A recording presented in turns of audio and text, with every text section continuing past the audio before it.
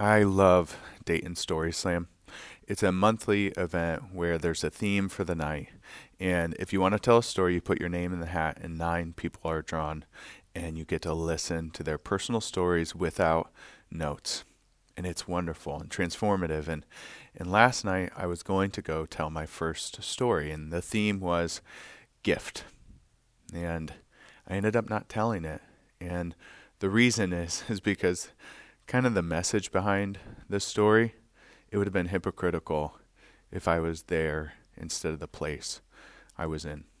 So I hope that you enjoy this story. When I was in high school, I would walk from the dark night into the fluorescent light of Walmart, beeline to the bakery, and look for the largest smothered rosemary Italian bread that I could find. I would take it to school the next day, and I would hold it out, and teachers and students alike would grab a bite and eat it in their class or on the way to class. It was accepted. It was normal. And I did the same thing with candy canes around Christmas time. I was also known as the guy who brought in 3 couches into a high school, which is kind of gross if you think about it. I think I wanted people to just be comfortable. In a big way, it was because I wasn't so comfortable. There were other days where I was nearly mute, where I didn't speak. I was forlorn, sad, socially anxious. I didn't know how to talk. And I had a friend who sometimes called me bipolar. That was really hurtful. I had a counselor, and I would lay on his couch, and he asked me this question as I stared up at the ceiling, and he said, "Hey, Paul, what is the happiest place that you can imagine in the world?" I remember the answer so clearly. It was me being like a ghost floating above my friends who were having an amazing time. And I just wasn't with them because I didn't want to bring them down, but I could enjoy in their enjoyment. Now, these tendencies continued throughout college. I remember I was pacing on the 10th floor of my dorm, wondering what it might be to fly out. And I had a lot of different coping mechanisms that I tried to keep myself above water, food and other things that are embarrassing, and a lot of girlfriends, a lot of girlfriends, unfortunately. And I had this mentor though, once who he asked me to lunch, and we sat at the student union, and he said, "Paul, are you ever lonely?" And I go, "F no. Why do you ask?" I didn't say that.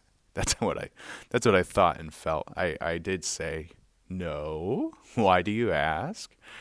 And he said, "Because human beings need 2 things to not be lonely: to be fully known and to be fully loved. If they're fully loved and not fully known, then it's kind of like a mask. Like you're not showing your authentic self. It's kind of cheap. But if you're fully known and not fully loved, then you're rejected."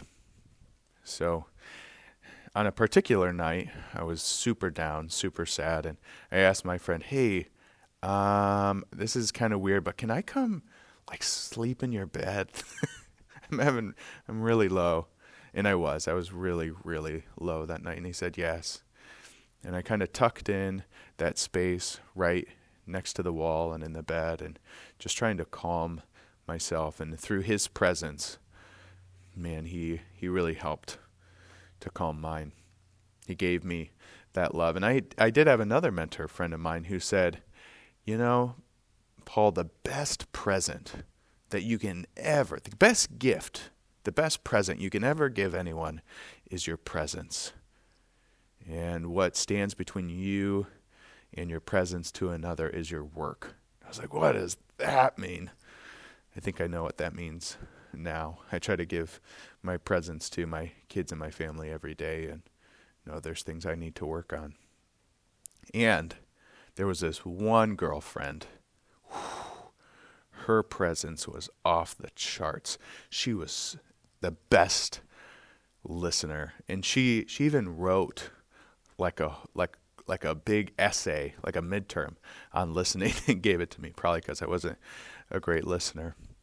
And there was this one time where we went to Denny's. It was my first time at Denny's. I was so excited because of the movie The Santa Claus.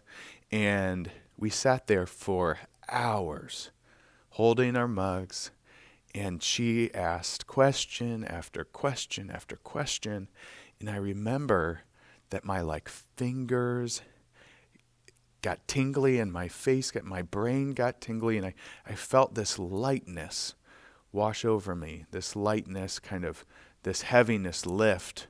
And I didn't know what was going on, but I remember thanking her so much. And it was the same girlfriend who figured out this other coping mechanism that I had. So all throughout high school and college, I would talk like other people that I loved and adored. My friends who I thought everyone loved, David and Doug and Sarah and Brad.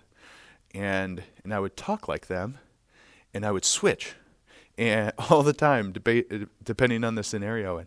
And this girlfriend was saying, "Hey, why do you sound like Doug right now?" And I was like, "'Cause it's fun, I love sounding like, gives me energy, And she's like, "But I don't want to date David or Doug. I want to date you." And I said, no. If I come as my real self, then you're going to yawn 17 times, and then you're just going to leave the next minute. Because I thought that's what everyone did. I thought I was so boring. But over time, those masks started to come off. And when I felt the urge to put a mask back on, she validated and affirmed me. And when I was anxious, we talked through why. And her presence was so felt. It was hard to peel off and keep off those masks. Because if somebody rejected me while I was wearing a mask, they weren't rejecting me. They were just rejecting Doug or David, which is fine because they weren't rejecting me. Now, the presence of those mentors and friends was felt, and it was healing. They helped me to know that I could be fully known and fully loved. But each one of them was pointing to another. They would say, my presence is great, but my presence is limited. I can't eat lunch with you all the time or listen to you all the time, but there is another presence that can and does and will always. And as they were pointing to that presence, I kind of got fixated, kind of on the end of their fingertip, and was I never looked really at where they were pointing, mostly at the end of their fingertip, at them. Over time, I got to know that presence, and they invited me to befriend that presence, that omnipresent, that all presence of being fully known and fully loved. And day after day, I still have to receive that gift of knowing that through sacrifice and unconditional love, I am fully known and fully loved, and that their pointing to that presence and receiving that presence is the greatest gift that I have ever received. So now, in a couple of days, we get to celebrate that gift. And instead of fluorescent lights and high ceilings, it's low ceilings and warm light. And instead of Walmart bread, we get to pass to our right homemade baked bread by my 7-year-old son and 3-year-old daughter who made it themselves. And as that bread goes around, it lands in the hands of that girlfriend who became my wife, who I love dearly, who gave me the gift of her presence and her listening and pointed me to that greatest gift of all. Thank you. So, that's the story that I didn't tell on stage, but I'm telling now. And as I was getting ready to leave, to go tell that story, yes, I was anxious and thinking about it. Wasn't sure how much I would mess up or forget something.